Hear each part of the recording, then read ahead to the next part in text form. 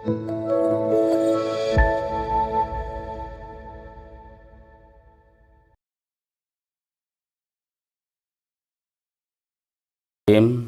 Siyam, bab ini menerangkan puasa. Asyamu yutlaku alal imsak. Puasa dikatakan atas menahan. Jadi yang dinamakan puasa secara bahasa menahan. Menahan dari apa? Ya terserah, menahan dari apa saja. Menahan dari bicara, menahan dari makan, menahan dari apa saja, itu namanya puasa.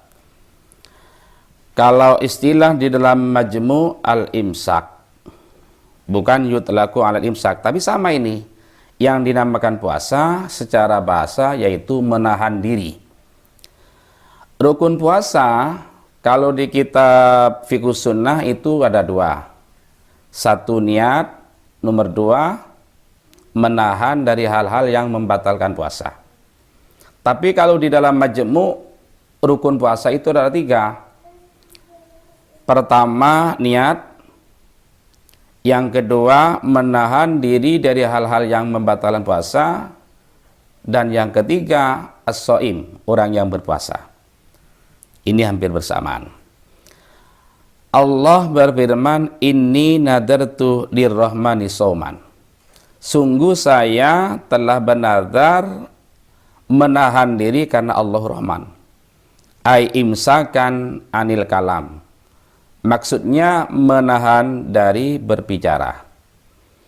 Al maksudu bihi huna, yang dimaksud dengan puasa di sini, al imsaku anil mufatirati, adalah menahan diri dari hal-hal yang membatalkan puasa.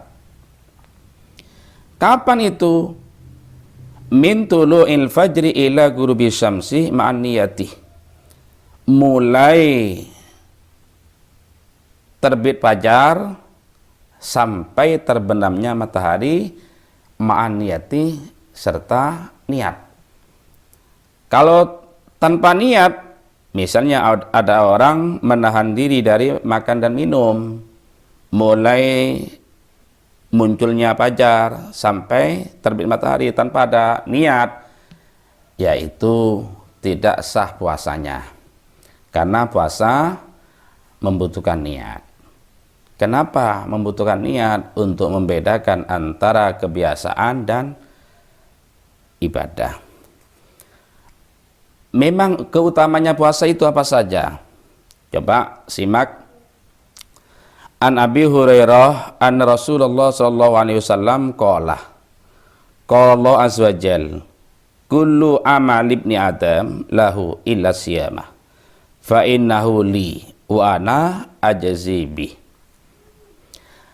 Setiap amal anak cucu Adam adalah miliknya kecuali puasa. Ini dari besarnya pahala puasa. Semua amal perbuatan anak cucu Adam itu baginya kecuali puasa. Fa innahu li wa ana ajzi bih. Karena puasa itu milikku dan saya yang akan membalasnya. Tidak seorang pun dari mufassir bisa menilai berapa besar pahala puasa. Ini menunjukkan besarnya pahala puasa. Sehingga tidak seorang pun dari ahli tafsir yang bisa menentukan berapa besar nilainya puasa. Wasyamu junnatun fa idza kana yaumu shaumi ahadikum fala yarfusu wa la yasabu wa la yajhadu. Fa idza kana yaumu shaumi ahadikum fala yarfusu. Dan jika di antara kamu berpuasa di hari-hari puasa seperti di bulan Ramadan ini, fala yarfusu, maka jangan sampai berbicara dengan pembicaraan yang kotor. Jangan sampai berbicara dengan pembicaraan yang bohong. Wala yasabu, jangan sampai berteriak-teriak. Puasa tapi berteriak-teriak. Apalagi berteriak-teriaknya di masjid-masjid. Apalagi berteriaknya di dekat orang-orang yang sholat atau baca Al-Quran. Wala yajhalu, dan jangan berbuat bodoh. Dirinya puasa, menahan lapar, menahan haus, tapi berbuat bodoh. Ini bisa saja membatalkan pahala puasa. Bukan membatalkan puasanya, tapi membatalkan pahala puasa.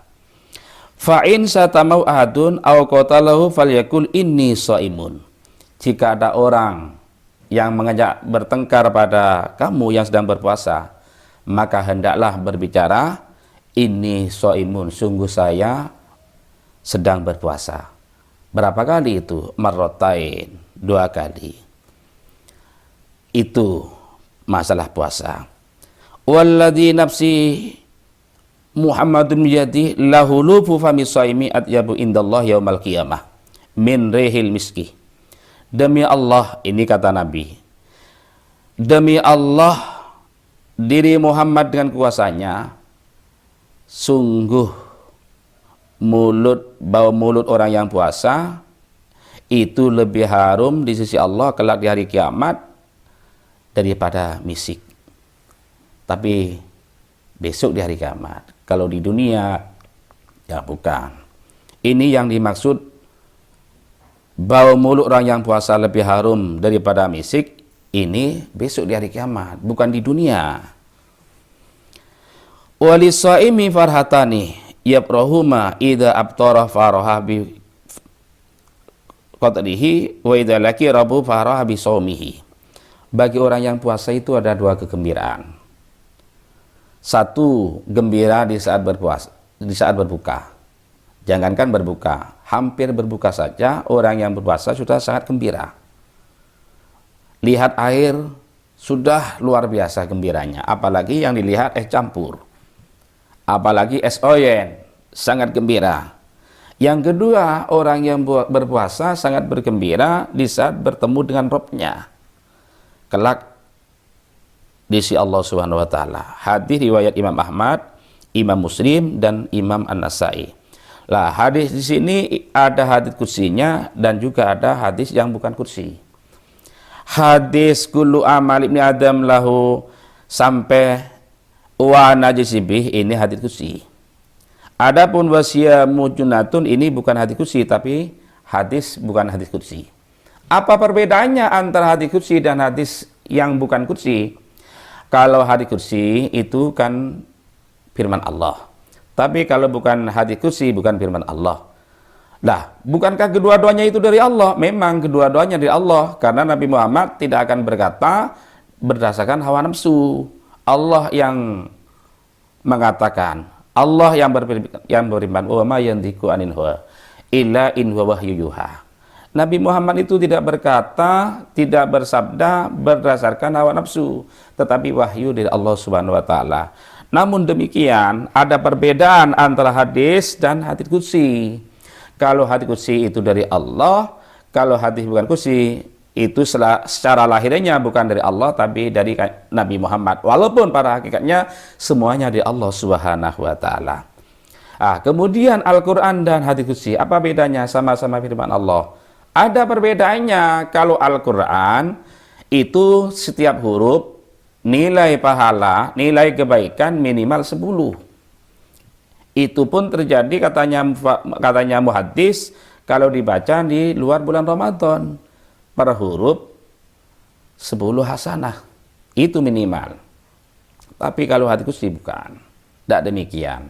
1, ini perbedaan. Yang kedua, perbedaannya Al-Quran dan hadis qudsi.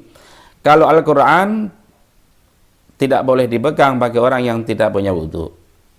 Artinya orang yang hadas tidak boleh pegang Al-Quran. Tapi hadis qudsi boleh pegang, boleh baca. Ini perbedaan. Kemudian hadis berikutnya. Saya kira sampai di sini aja dulu. Mungkin lain waktu bisa disambung lagi. Wa akhiran, wassalamualaikum warahmatullahi wabarakatuh.